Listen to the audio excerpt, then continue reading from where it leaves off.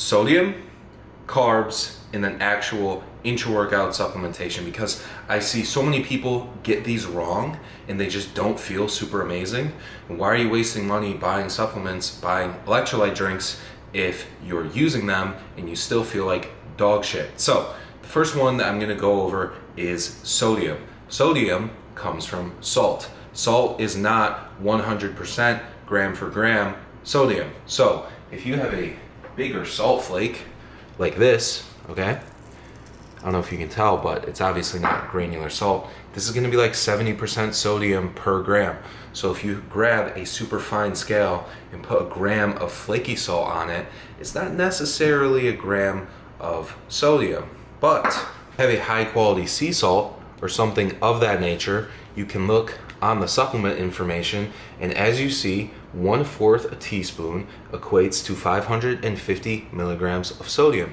If 550 milligrams of sodium sounds very familiar to you, that is because most electrolyte formulas are essentially a flavored 1/4 teaspoon of salt. Sometimes they add sugar and things of that nature. So if you want to skip that, you can basically just get a 1/4 of a teaspoon and put a high quality salt into the water. That works. Salt in your diet and your approach needs to be standardized. So I generally have 6 to 7 grams of sodium per day, and this is spread out throughout my meals, and yeah, that's how it is. Now, salt is not necessarily more is better. If you are used to taking in 2 grams per day, you watch this video and you bump it to 7, you're probably going to face some water retention and overall just not good things. It's more of an individualized needs and also what is standardized to you approach. So how my salt works is I add a 1/4 teaspoon to the dry seasoning in my pre-workout meal, which is about an hour and a half before I actually start getting ready and leaving for the gym. And in my water intake throughout the day, I have 1,500 milligrams. So I know as a fact that leading into this moment, I've had 2 grams of salt already. And that's the same day by day with my fasted drink, my meal 1, the water I drink in between meal 1 and pre-workout meal, and on top of my pre-workout meal. With my actual pre-workout beverages going into the gym, I don't necessarily need more salt. I've had plenty today, but what I do want is a isolated water cup that has sodium, right? So this is Element. I'm not sponsored. It's just really good. This has 1,000 milligrams of sodium, aka it has a gram of salt, and this will just have water and the Element pack. So what I'll do is probably halfway into my workout, I'll start sipping on the salt water because I'm sweating, I'm utilizing these electrolytes, so I want to start replenishing them. And you'll see with my carbohydrate drink, it just helps to have them separated because it can be a bit of flavor fatigue, a bit of, overall just you're drinking sweet shit constantly. You need a little bit of normal tasting stuff. So I separate my intra-workout salt and my intra-workout carbs, but not entirely. Now let me bring you on to the next part of the video, which is carbohydrate. Many people get the pre-workout carb, the pre-workout snack, your Rice Krispie treat, right?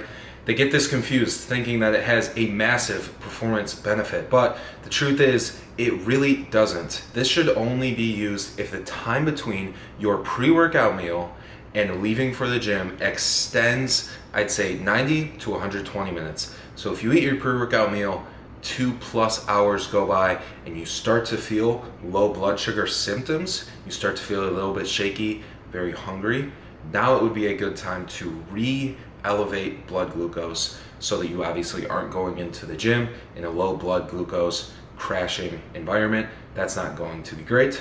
But pre-workout snack, honey, rice cakes, Rice Krispie treat, whatever the case may be, 20 to 30, sometimes 50, depending on your size and metabolism. Obviously, all of that actual macro information is completely irrelevant for me to even say to you because this is situational dependent, but this should be used if you have a more extended period of time and you want to reestablish blood glucose. Intra-workout carbohydrates are very important, especially in my scenario. I'm able to leave for the gym essentially an hour and a half on the dot after my pre-workout meal. So I have no need for a pre-workout snack, a pre-workout carb to elevate blood sugar because my blood sugar is not low, all right? A lot of people get this wrong as well, all right? They will buy something like a Carbolin or a dextrose or some type of carb that does not digest very well and requires a lot of blood to go to your stomach to actually absorb it, to pull it into the bloodstream, and then it will populate the bloodstream, all right? But the issue here is, depending on the carb source of the powder that you use is going to affect how volatile of an effect it has on your blood sugar. So certain types of intra-workout carbs are going to basically spike your blood sugar a lot, right? Which is going to cause it to crash. And the idea is, yeah, it spikes it, that's okay, you keep upregulating it. All right, right. So you keep sipping on the shitty carb. Your blood keeps having to go to your stomach to clear it, to actually absorb it. It's just not a good play. This is one of the main reasons I joined Axe and Sledge. This is an exceptional formula. It's about 50% carb 10, which is a nice carb formula, basically designed for performance athletes. 50% highly branched cluster dextrin, which as we know is probably the best digesting carb powder, almost nearly zero gastric emptying process. So I will sip on this for that first half of my workout that I just previously mentioned. This is to make sure that my blood sugar does not dip. It's okay if it rises a little bit, it's not really my main goal, but I don't want low blood sugar. So sipping on a fast digesting, low glycemic carb powder during your training prevents, it makes it impossible to have low blood sugar.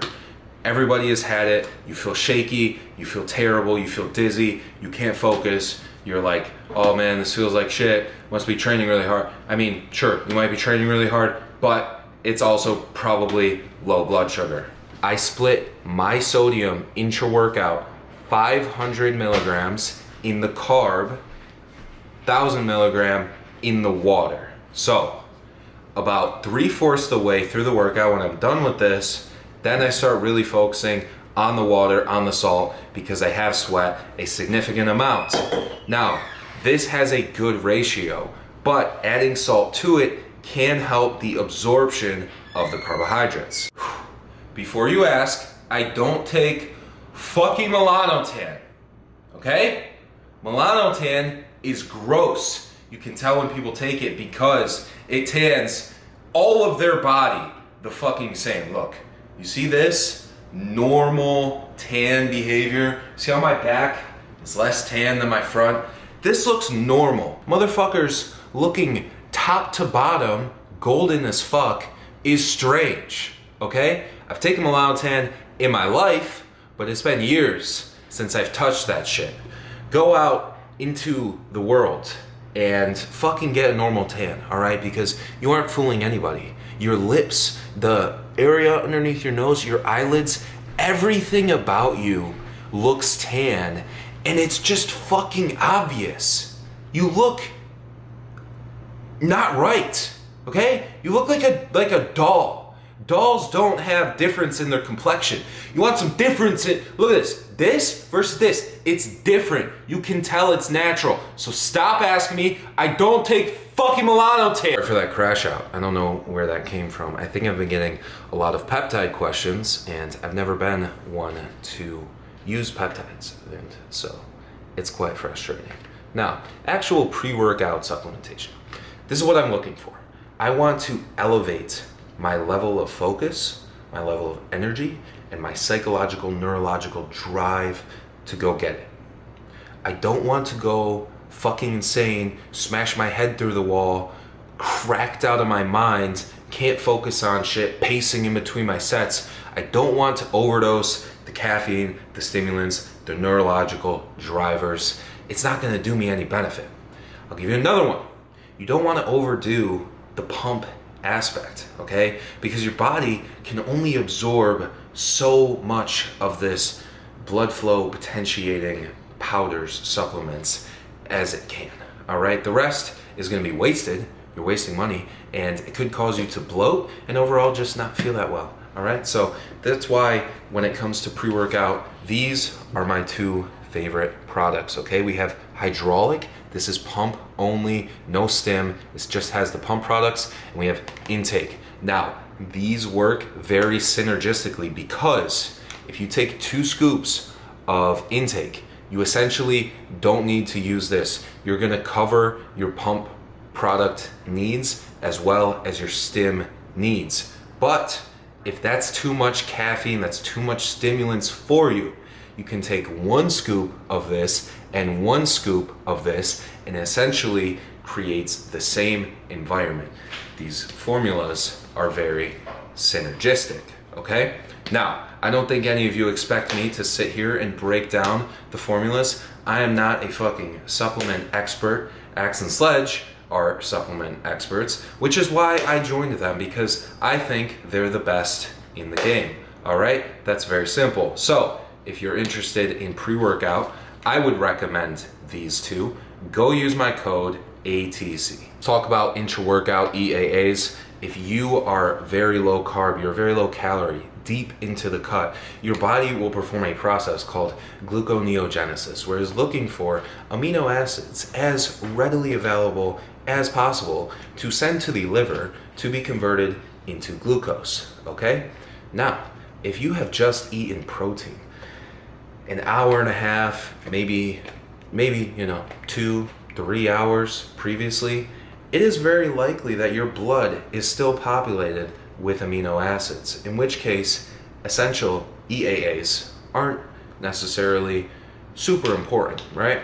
This is most prevalent when you're deep in a bulk, okay?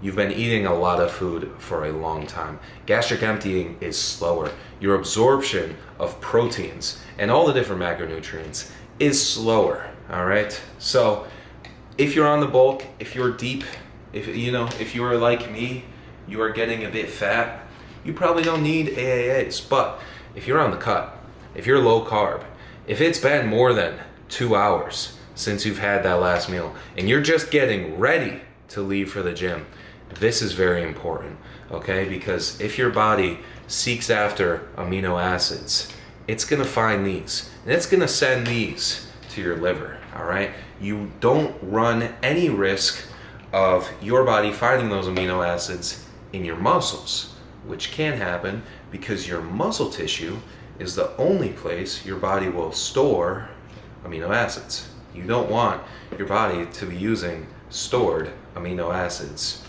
fucking ever, all right? Because that is what we call muscle loss. That's bad. If you guys enjoyed this video and you found it informative, drop a like. Next week or whenever, I'm gonna go over peri-workout supplementation. So pre-workout, post-workout meal, what the thought process is behind that, how I structure them a little bit, share my insight, share my perspective.